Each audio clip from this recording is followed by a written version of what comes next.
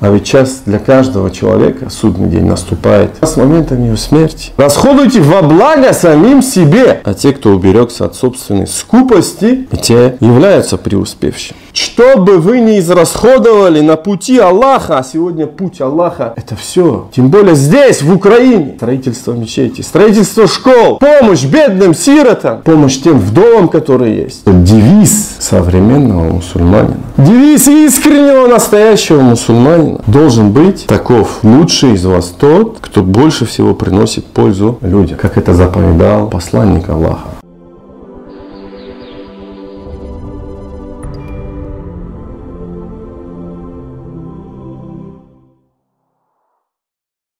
Дорогие братья, сестры, однажды посланник Аллаха, саллаллаху алейхиссалям, сказал: «Тухуру шатруль иман». Чистота – это часть веры, половина веры. «Вальхамду лиллах тамлауль мизан». Слова хвала Аллаху, они наполняют весы. «Ва субханаллах вальхамду лиллах». И зикр. Слова хвала Аллаху, слава Аллаху, тамлаан ау тамлау байна самаи валь ард, наполняют или наполняет все, что между землей и небесами. Вассалату нур, намаз есть свет. Вассадакату бурхан, милостыня есть доказательство. Вассабру дия, терпение есть освящение. Валь Курану худжа, Коран будет доводом. Лак ау алейк, для тебя или против тебя. Куллю нас, и все люди яхду, идут утром. Идут, каждый идет утром. Встает, занимается, живет своим делом. Фабай'у нафсаху, и он продает свою душу. Фамуатикуха ау мубикуха, и он либо ее освобождает, имеется в виду от огня, либо же ее губит. Я о чем хотел бы сегодня поговорить, братья? О том, что время идет, братья. И каждую секунду мы ближе к тому самому моменту истины, к моменту, когда мы встретим ангелов, которые зададут нам 3 вопроса. Как вы все это знаете, все прекрасно. Кто твой Господь? Кто твой пророк? Какова твоя вера? Какова твоя религия? Как об этом нам сообщил посланник Аллаха. И там мы уже не сможем солгать. Там мы не сможем увильнуть. Там мы не сможем не договорить. Там мы не сможем сюлить, кривить душой. Там мы либо скажем: да, мой Господь, Аллах, один единственный Всевышний. Да, мой пророк Мухаммад, я уверовал в него. Да, моя вера ислам. Тот, кто не уверовал, тот, кто был лицемером, как сообщил об этом нам посланник Аллаха, будет говорить: ага, не сможет ничего он сказать. Не дано будет ему это. С каждым часом, с каждой минутой, с каждой секундой мы ближе к тому моменту, когда придется нести ответ за все, что он нам дал. За все, что нам дал Всевышний в этой жизни. Как сообщил об этом нам посланник Аллаха, да благословит его Аллах и приветствует, который сказал: «Ла тазуля кадама абдин яума ал-кияма», не сойдут стопы раба Аллаха в день воскрешения, хатта юс'аль, до тех пор, пока он не будет спрошен, о чем?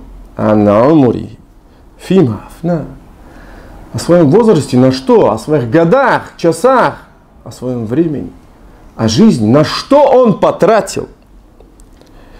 Уан ильмихи фима амаль, фима фа'аль, о своих знаниях, как он их применил.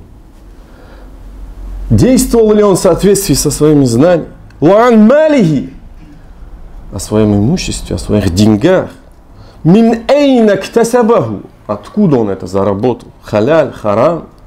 Уафима анфакаху, и ради чего он потратил. Это слова посланника Аллаха, да благословит его Аллах и приветствует. Уан джисмихи, о своем теле. Фима абля, на что он его израсходовал. То есть за все, за каждый ресурс, время, тело, знания, деньги, за все, что Аллах дал, он спросит. И не сойдут наши стопы в день воскресения, пока мы не понесем ответ за это. Братья, с каждой секундой мы ближе к тому моменту, когда не помогут нам ни наши дети, ни наше богатство, ничто. Как сказано об этом в Коране, «Оля тухзини йоума юб'атун». Это мольба пророка. Так сказано в Коране. «И не позорь меня в день воскресения». «Илля ман ата бикальбин салим». За исключением того,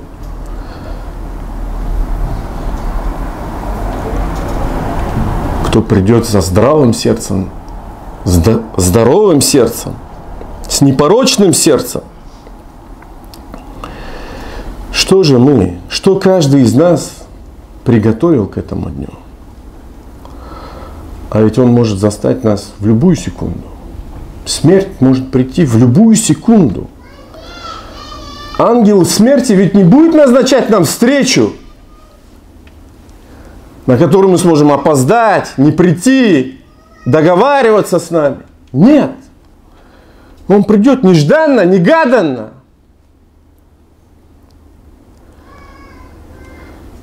И к его встрече мы должны быть всегда готовы. Всегда. Готовность номер 1 должна быть. И это признак настоящей веры. В отличие от неверия и неверующих, о которых Всевышний говорит так.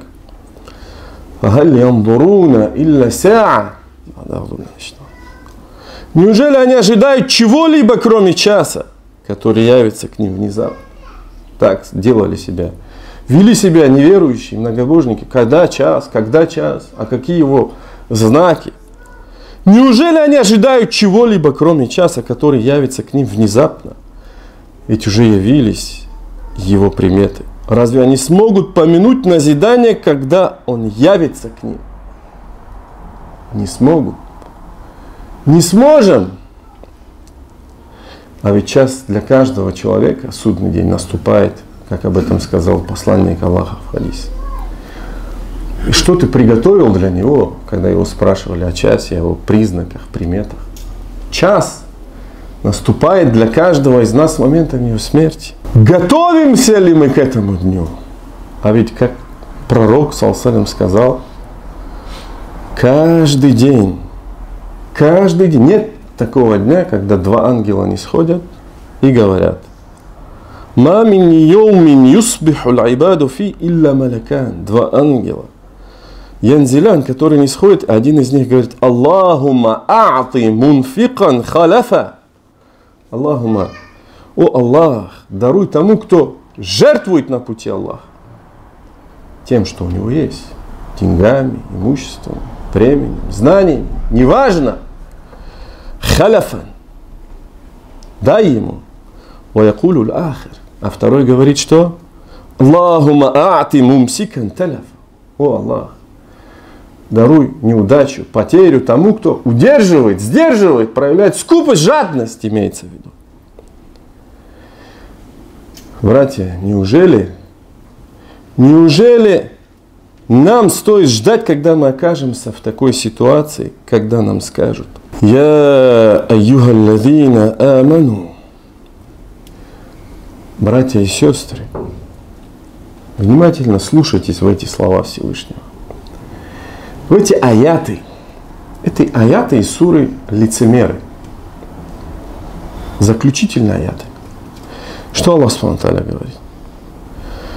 Вот те, которые уверовали, пусть ваше имущество и ваши дети не отвлекают вас от поминания Аллаха. А те, которые поступают таким образом, окажутся потерпевшими убыток. Я айюхаллазина аману ла тульхикум амвалукум ва ла ауладукум ан зикриллах ва ман яф'аль залика фаулаика хумул хасирун. Дальше что Аллах говорит? Ва анфику мимма разакнакум. Жертвуйте, тратьте, расходуйте из того, что мы вам наделили, даровали. Мин кабли айятия. До того, как к вам придет смерть. Фаякуль. И тогда каждый из нас скажет, человек скажет, фаякуля рабби, скажет, Господи, лауля хартани, если бы ты мне дал отсрочку, о, если бы у меня было время, иля аджалин кариб, еще немного, еще чуть-чуть, фаасаддака, я бы жертвовал, непременно жертвовал, ва акум мина салихин, и был бы одним из праведников. И далее что Аллах говорит? Однако что? وَلَا يُؤَخِّرُ اللَّهُ نَفْسًا إِذَا جَاءَ أَجَلُهَا وَاللَّهُ خَبِيرٌ بِمَا تَعْمَلُونَ. Аллах не предоставит отсрочки душе, если наступил ее срок. Аллах ведает о том, что вы совершаете, если до момента, когда пришел к нему ангел смерти, когда наступил этот момент истины, про который мы говорим, если человек не проявил себя, то все уже. Сколько бы ты ему не давал отсрочки, его душа, нутро не изменится. Почему люди не жертвуют? Почему люди не расходуют? Ведь все, что мы имеем, от него. Если бы не он, ничто бы нас бы не было, ничего бы не было. Почему так происходит? Потому что скупость, которая является в каком-то смысле ростком, ответвлением, тем, что сопряжено с трусостью, как это отмечают праведные предшественники, это отмечает имам Ибн аль-Каим, рахимахуллах. Поэтому, когда пророк саллаллаху алейхи ва саллям просил защиты, шух валь-бухл, они вместе идут. Скупость и трусость, она присуща человеческой душе. А ведь Аллах говорит, фаттакуллаха мастататун, бойтесь Аллаха по мере своих возможностей. Васмау ва ати'у, слушайте, повинуйтесь, ва анфику, затем расходуйте. Хайран ли анфусику, расходуйте во благо самим себе. А те, кто уберегся от собственной скупости,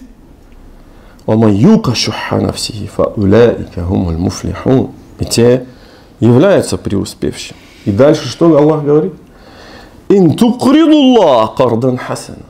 Аллах из милости своей, тонкость, да? Аллах словно называет это своим долгом. Если вы одолжите Аллаху прекрасный заем, хотя Он нам это все даровал, то Он приумножит его для вас и простит вас. Аллах благодарный, выдержанный. Алимуль гайби ва шахадатил азизуль хаким. Ведающий, сокровенный и явный, могущественный, мудрый. Также Аллах говорит, приготовьте против них сколько можете силы, боевых коней в контексте борьбы на пути Аллаха, чтобы устрашить врага Аллаха и нашего врага, и вашего врага, также тех, которых вы не знаете, но которых знает Аллах. Что бы вы ни израсходовали на пути Аллаха, а сегодня путь Аллаха это все, тем более здесь, в Украине, строительство мечетей, строительство школ, помощь бедным сиротам, помощь тем вдовам, которые есть. Что бы вы ни израсходовали на пути Аллаха, вам будет возвращено сполна, и с вами не поступят несправедливо. Каково лучшее пожертвование? Зачастую спрашивают. Об этом сказал посланник. Однажды пришел некий мужчина к пророку и спросил: о посланник Аллаха, за какую милостыню больше воздастся? И он сказал, это то, когда ты жертвуешь, будучи анта сахихун шахих, когда ты здравый, но и в меру скупой. Тахшаль факр ва та'маль гина. Боишься обеднеть, но надеешься быть богатым. Валя туми. И не оставляешь на потом. Хатта иза балагатил хулькум. Когда душа придет сюда.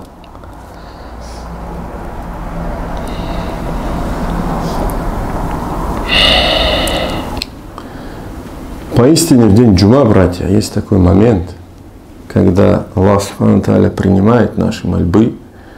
Я надеюсь, что мы застанем этот момент. Фастагфируллах ли ва лакум. Поистине вся хвала принадлежит лишь одному Всевышнему Аллаху, лишь Его мы восхваляем, восславляем, лишь Его молим о помощи, прощении, лишь на Него мы уповаем. Кого наставит Аллах на истинный путь, уже никто не собьет с этого пути. Кого Аллах ведет в заблуждение, уже никто не наставит на истинный путь. Я свидетельствую, что нет божества достойного поклонения, кроме лишь одного Всевышнего Аллаха. Я свидетельствую, что Мухаммад его раб и посланник. Современные люди зачастую ищут пути и средства для того, чтобы увековечить память о себе, о близких. Так появляются памятники, статуи, мемориалы. К сожалению, как в западных странах, так и в мусульманских. Желание оставить после себя след, естественно, оно исходит из природы человека. Что рекомендует ислам с этой точки зрения? Что заповедал нам посланник Аллаха? Да благословить его Аллах и приветствовать. Ведь люди это делают из благих намерений. Так было с теми самыми статуями, которые стали впоследствии идолами. Все вы это знаете. Ягут, Яук и так далее. Интересная, дивная история, описанная в Коране. Так вот, что советует пророк саллаллаху алейхи ва саллям относительно этого? Что он говорит? 7 вещей будут продолжать приносить вознаграждение для раба Аллаха в то время, когда он будет находиться в своей могиле после смерти. Что это? Знание, которым он обучал. Или река, которую он проложил. Или колодец, который он вырыл. Или пальма, которую он посадил. Или мечеть, которую он построил. Или копия Корана, мусхаф, которую он завещал, оставил. Или ребенок, которого он оставил после себя, и тот станет обращаться к Аллаху с мольбами о прощении для него после его смерти. Братья, я о том, что девиз современного мусульманина, девиз искреннего, настоящего мусульманина должен быть таков: лучший из вас тот, кто больше всего приносит пользу людям, как это заповедал посланник Аллаха, да благословит его Аллах и приветствует.